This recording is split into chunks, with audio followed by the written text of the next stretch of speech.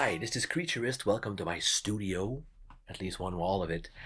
This video series is about CelluClay, a product I use a lot in my work as a performance object maker. Speaking of specifics, I make puppets, masks, and props mostly. I also dabble in statues, art dolls, scatter terrain for tabletop gaming, stuff like that, depending on what commissions I get. CelluClay is very useful for all these things because it provides a wide range of textures while being super strong compared to other things I've used over the years. So this series is sponsored by Activa, the makers of CelluClay. They contacted me a while ago to ask permission to use one of my articles on their website, which was fortunate because I was planning to contact them to propose this kind of content. So we made a deal, and it made it possible for me to do this for you. Now, it took me a while to learn the skills and to get the equipment necessary, but I think we're finally here. I think we are. Are we? Am I dreaming? I don't know. So, CelluClay is awesome. And that's not just because I'm working, sponsored by the company. I was using it for at least 15 years before they contacted me. So it's strong, it's versatile, it comes in a powder. Forgot to mention, everything you're gonna hear here is my own opinion. I don't filter because I'm being sponsored. It's all about, based on my own experience, what I've been able to do with CelluClay, what my students have been able to do with CelluClay, because I do teach private online classes as well as in person. So anyways, the CelluClay comes as a powder in a plastic bag and sometimes in a plastic box over that if you get the bigger sizes, cardboard box. All you need to do is add water. There is a specific way to do that to get the kind of texture and consistency that you want. So I'll explain that later in a future episode. But this being a material that does so much without having to add anything else than water, I mean, that saves me money because it saves me time. I used to make my own paper pulp recipes, and I still do for certain applications because I've discovered they have different properties that I want for specific purposes. I'll show you some examples in a moment. But because I don't have to bother getting, sourcing all the equipment, all the materials, etc., I don't even have a proper shredder to turn paper into a powder like this. So it's a powder with lumps, and we need those lumps for some organic applications. I just made a puff of dust. When you handle this material, you should be wearing a mask. All dust is bad for your lungs. Some are worse than others. Paper dust is particularly bad because it's super fine. So don't breathe that in. Mix that outside and wear a mask. Both things. If you don't have a mask, use a scarf because you don't want to breathe that in. I made myself sick, breathing in all sorts of dusty particles before I knew any better. So don't do that to yourself. Be careful. Use a dust mask. This stuff is non-toxic when it's mixed, but don't get that in your lungs. Once there's water in it, it won't float around anymore. So also take precautions when you're sanding it, but I'll repeat that in future episodes. So CelluClay can be used to make bigger projects or smaller projects. Just to keep in mind, it's a very dense material, especially when you mix it to the consistency of clay. So it will be a heavier material than others. So the smaller the item, the more heavy I want it to be so it doesn't float around too much, especially for puppet works or small decorative items that you might want to use outside for Halloween or something. But for the bigger ones, I want to limit the weight as much as possible because being big makes them automatically heavier. So for CelluClay, I would say for my own purposes, I keep it that size or smaller if I'm gonna coat the whole thing in CelluClay. If it's just a little bit of touch-ups here and there or an added texture, I can still manage to go a bit bigger than that. This one is a shoulder mask. I call it shoulder mask because it holds onto your shoulders. There's no tension on your neck, so it's safer that way. Plus, this one is particularly heavy. It's between 5 and 10 pounds of weight by itself.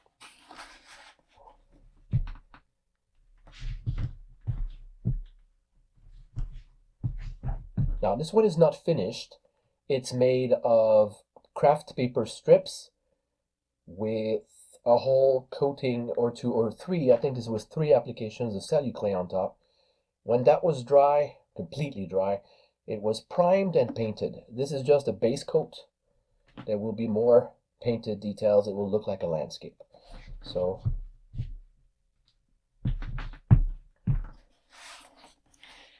that was a whole lot of fun to make. I wanted those elephant slash um, rhinoceros cracked skin patterns, but I wanted to look more like stone, so CelluClay was perfect for that. I wanted some stippled textures for the, but not too sharp because it's seen from a distance, right? It's like we're a giant floating above a planet that has a face, or maybe a whole environment that has a face, like a microplanet. So you got rivers, you got Amazonian type forests, you got waterfalls, and of course you got the giant stones sticking out. So all of this was made possible because of the organic texture nature of CelluClay. It's really good at that sort of thing. You can also make it a lot smoother. You can create cracks if you want, make them more realistic. Although I'll admit that this was not carved out on purpose. My cats actually pushed that off of a super high shelf and it bumped into a metallic shelf edge. So I just noticed now, this very moment, that there's a crack in the surface. That surface is actually not 100% CelluClay, it's joint compound to make it even smoother. So what you see is mostly damage on the joint compound area with a little bit of a dent in the CelluClay.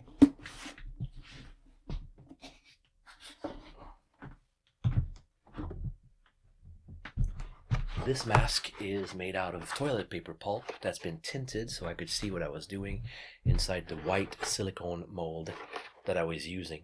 Everything that's gray on it is corrections and recreation of textures after I had some repairs done because the nose and ears ripped out of the mold when I first took this first copy out before I was familiar with what movements to do to remove a copy from that specific mold. So instead of throwing away the copy, I decided to save it and modify it a bit just for fun. So his nose is sharper, his ears are just back in place, and the retexturing has started. The horns were added as well. So everything that's gray on it is CelluClay. So yes, you can use it for patching paper mache products, but also wood carvings. I have an example here. This is a small improvised, basically folk art carving of a devil head on a scrap piece of pine wood, I believe it was. And I made some mistakes. My gouges were not super sharp. As a beginner, I'm still learning to sharpen them and keep them sharp. So the inside of the eyes and nostrils and mouth were a little bit rough. So instead of using a power tool to smooth it out, I just used some CelluClay on the inside. And it took the wood stain really, really well. It took it a bit darker. It made the wood, that area, a bit darker than the rest of the wood. But considering it was just inside the eyes and the mouth, that was actually an advantage. So keep that in mind. You can patch wood with CelluClay, but you got to be working a bit, on the finishing job. A bit of sanding, a bit of filing if you must before sanding, and buff it down really well. You can re-wet CelluClay to do a really nice buffing job once it's dry, of course. You just add a bit of water to a rag or a brush or your fingers, and you can rub it until it's shiny. So that's another advantage of it. But yes, you can patch things up.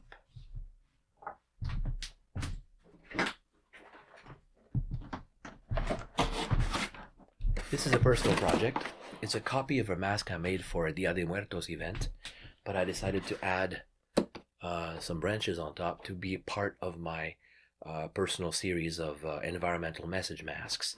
So this will be worn with a bicycle helmet on my head, stuck to the mask on the inside.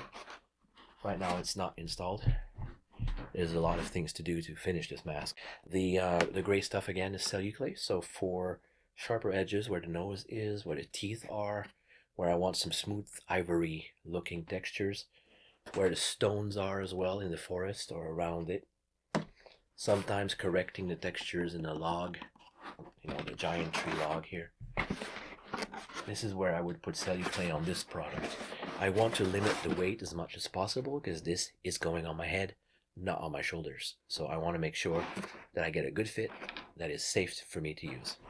So it's already very reasonable as a weight. I can hold this with my pinky finger and it's not much of a strain already. So judging by the fact that I'm not going to add much more CelluClay to this, but CelluClay did its job already, even though I have not finished with it. I'll do one more application for the teeth. I want to build up a volume before I can buff it down and get that smooth texture with a bit of linear texture added for authenticity. So yeah, you can do super fine detail, but you can stay rough as well. CelluClay is good for rough stuff. It's just one of its personalities, basically. can cast with paper mache, with CelluClay specifically. This is a cast of a skull. I have a resin version right here. So that's accurate exactly to the mold's details. And this is a shrunken down version because CelluClay, being water-based, shrinks a lot as it dries out. And it also distorts. This head looks a lot narrower than this one because it shrank and it distorted a little bit inwards. That's why nowadays I use paper strips on the inside to help alleviate that problem and also add extra strength as well. So, like these two skulls are from the same mold. This one is a bit taller than this one, but they're exactly the same mold. Both of them are made of pure CelluClay. One is darker than the other because depending on how you mix it, you'll get a slightly different shade of color. Also a slightly different shade depending on batches. So this one was already, I added a little bit more detail to it with a wood burning tool, which is another way to modify CelluClay should you need to. Both of them don't have any paper, strips on the inside, but that's probably why they distorted so much.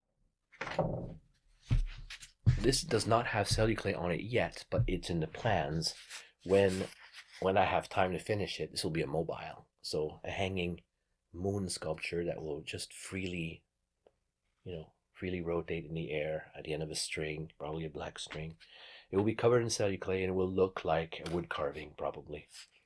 This was done with blue insulation styrofoam that was carved and glued together in spots, some added areas. The ears keep breaking off because I keep, not taking the time to finish it, and there is no armature inside. This is very old. This is at least 10 years old, and old according to the rotation of what comes out of my studio normally. These whiskers are way too thin to apply things like CelluClay on top, and we'll cover that in a future episode. But CelluClay is great at certain things and not so great at other things, but that's normal. Every material has their flaws, their advantages, stuff like that. I use the flaws to my advantage, actually. If I know CelluClay will crack under certain circumstances, I can recreate those circumstances to get those effects. I can add more water to my CelluClay mix and use heat to force it to dry too fast and get some cracks and get some distortions if I want that sort of thing. These two puppet heads were done in CelluClay inside the same kind of silicone mold. And yes, they had distortions. That's why you see discolorations. The darker gray is where I added CelluClay. The darker stuff was a different mix, probably a bit more water or a bit less, I don't remember. This couple is a few years old. Wherever you see brown is either the craft paper underneath, because I sanded a bit more, or a piece of coffee filters I added on top for touch-ups, for strengthening in some spots that I know would get more of a beating. So these are almost ready to sand and prime and then paint to sell as puppet heads or full puppets, depending if they get sold before.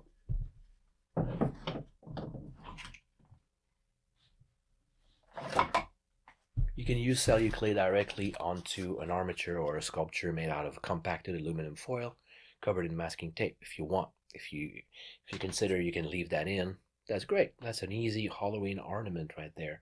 That's a pumpkin, by the way. CelluClay would provide the final definition, the final textures everywhere.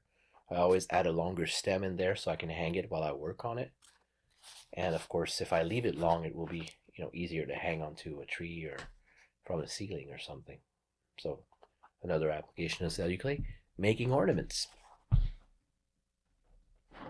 Here's another example of the CelluClay being used for patching up. This is paper pulp from cellulose insulation, which I hardly use anymore. I actually donated my big bale of it because I was it was taking space and I wasn't using it anymore. So should I need to do another thing like this in the future, I'll probably do it all in paper strips and then cover it in CelluClay. It will be a bit heavier because CelluClay is heavier than the insulation if I mix it with wheat paste, but it will be smoother. It will allow me to get more smoothness out of it. I don't mind that this one is a bit more mottled because I want him to look like a dugout, you know, not a fossil, but a very old skull. So this one's called Muffin.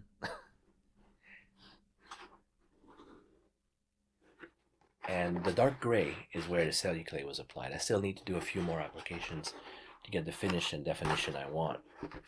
But this will be a helmet mask just like the other. This one will not need a bicycle helmet inside because it's tight enough to my head. I'll just need some non-porous foam inside, like EVA foam, to protect the mask against my sweat. This one's a personal project, but I can make more. I still have the original sculpture.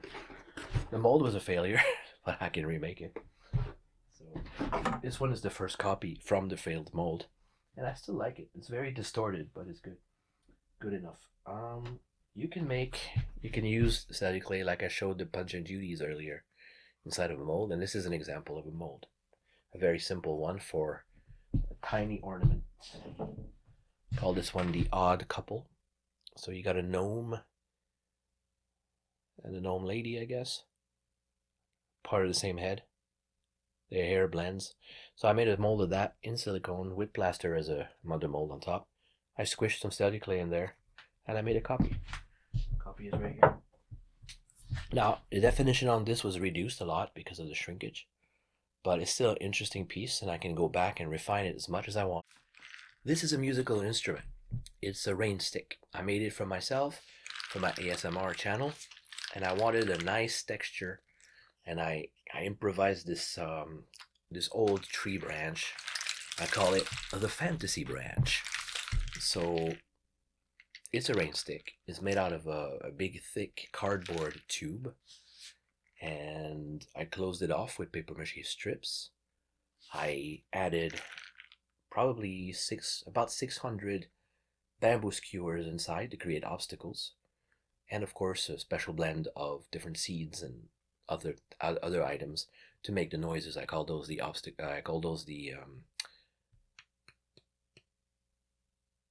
forgot the term I gave it. The things that bounce around inside. The ingredients. Let's call them the ingredients. So obstacles and ingredients. Once that was functional, when the sound was pleasant, because I experimented with different proportions of different materials inside, then I coated that in 4 layers of craft paper strips, just to make sure that I had really stabilized the cardboard tube. And then I did a thick application of CelluClay in 2 or 3 sessions to create the softened bark texture. It's almost like driftwood. You can touch it without scratching yourself, and I thought that was important for a musical instrument. So let's have a listen.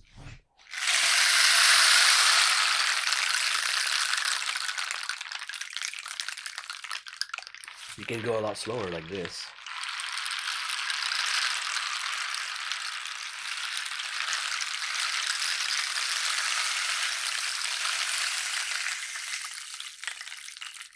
There's always a few stragglers at the end, and I like that. So the CelluClay gave a different sound. I was afraid at first it would muffle the sound, but somehow I think it enhanced it. I don't yet know why, but I like it. So out of it, it was a concern at first, but then it became an advantage. So keep that in mind. You might want to make your own rain stick. Let me know if you want to see that in a future episode. If there's enough people, then I'll probably dedicate an episode to that. It's not difficult. It just takes a little time to do it right. This is Bollocks. That's his name. And he is an improvised puppet head made out of aluminum foil. Just compacted, shaped, piece by piece, hot glued together. Tiny bit of hot glue, just a bit.